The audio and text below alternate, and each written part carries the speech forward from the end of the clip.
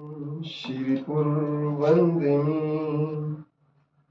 पाशं श्रीपुरवन्दिनी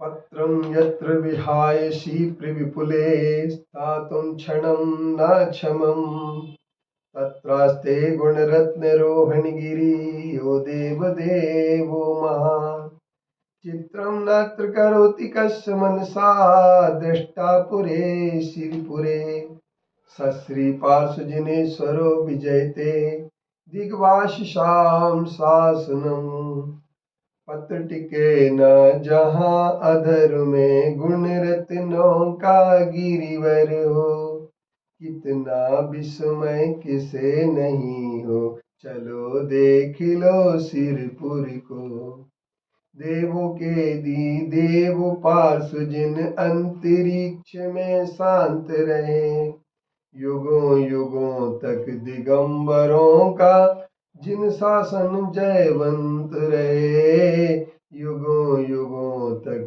दिगंबरों का जिन शासन जयवंत रहे।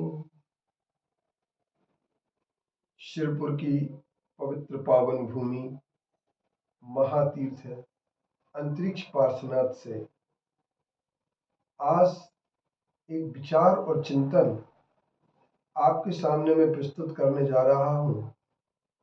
परम पूज्य आचार्य विद्यासागर जी महाराज जी ने जिसके संदर्भ में लिखा है तन का जो उपकारक है वह चेतन का अपकारक है, चेतन का उपकारक है जो तन का वह अपकारक है। साफ शास्त्रों का सार यही है, चेतन का उद्धार करो, अपकारक से दूर रहो, तुम तन से कभी न प्यार करो। एक समीकरण है, आचार्य पूज्यपाद जी ने अपनी मौलिकता से उसे प्रस्तुत किया है। उनका मौलिक चिंतन ये कहता है कि शरीर और तन, शरीर तन चेतन आत्मा, ये दोनों चीजें विभिन्न दिशाओं में हैं। जैसे तराजू का पलड़ा अगर एक ऊपर होता तो दूसरा नीचे जाएगा, दूसरे कोई भी नीचे होगा तो ऊपर जाएगा। अब हमारे पास एक पलड़े में तराजू पर दो चीजें रखी हैं, एक में शरीर है और एक चेतन है। तन और चेतन दो हैं। यदि तन का उत्थान होगा तो पतन चेतन का होगा, और यदि चेतन का उत्थान होगा तो तन नीचे आएगा। ये बड़ी संतुलित सी बात दी गई, और इसके अंतर्गत यह कहा गया कि जब हम शरीर के उपकार करने की बात सोचते हैं, शरीर के भला करने की बात सोचते हैं, शरीर को खिलाते हैं पिलाते हैं, शरीर का पूरा ध्यान रखते हैं, तो याद रखना उस समय चेतन आत्मा का अपकार हो जाता है। और जिस समय हम आत्मा के उपकार की बात करते हैं, आत्मा के उत्थान की बात करते हैं, उस समय शरीर की विपरीत स्थितियां बनती हैं। तो हमें सोचना यह है कि किसका अपकार करना है।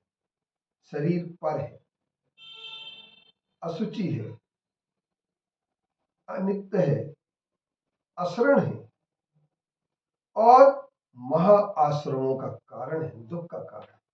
क्योंकि नीतिकारों ने भी कहा है शरीरम व्याधि मंदिरम, जब तक शरीर होता है तब तक व्याधियां निश्चित तौर पर होती हैं।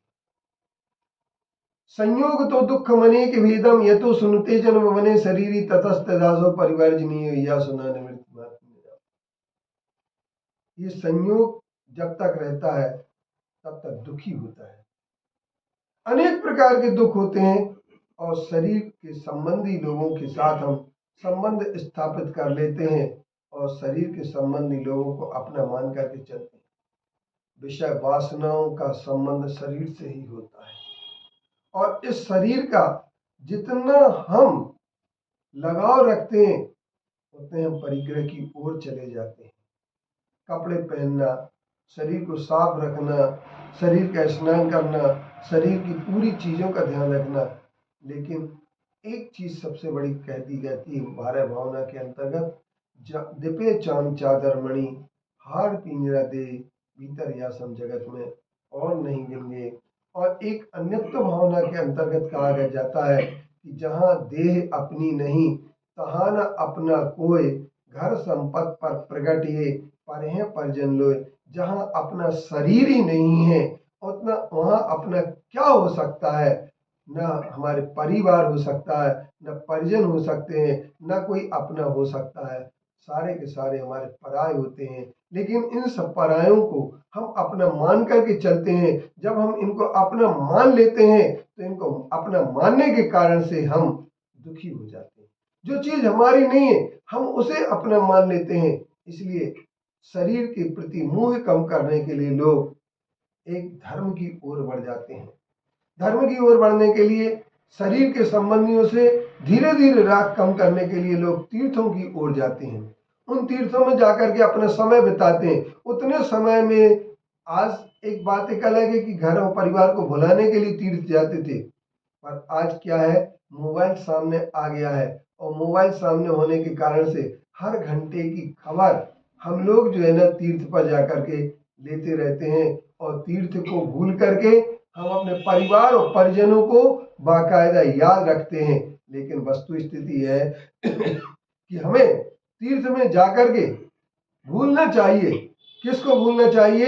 हमें परिजनों को उनका मोह कम करने के लिए, धन का मोह करने के लिए, कम करने के लिए तीर्थ पर जाते हैं। और तीर्थ पर जाकर के लोग प्राय कोई न कोई व्यसन, बुरी आदतें, गलत आदतों को छोड़ते हैं। तीर्थ पर जाकर के लोग अपना दान भी देते हैं धन का सदुपयोग करने के लिए। और आपके द्वारा तीर्थ पर दिया हुआ दान तीर्थ के उत्थान के लिए आवश्यक होता है। लेकिन आज एक बड़ी परिस्थिति यह बन चुकी है कि लोग तीर्थ पर आकर के सुविधाएं पहले पूछते हैं और सुविधाओं का ध्यान रख करके त्याग और तप की बात न करके, साधना की बात न करके तीर्थों पर आकर के लोग सुविधा की बात करने लगे। यह एक अनुचित कदम है।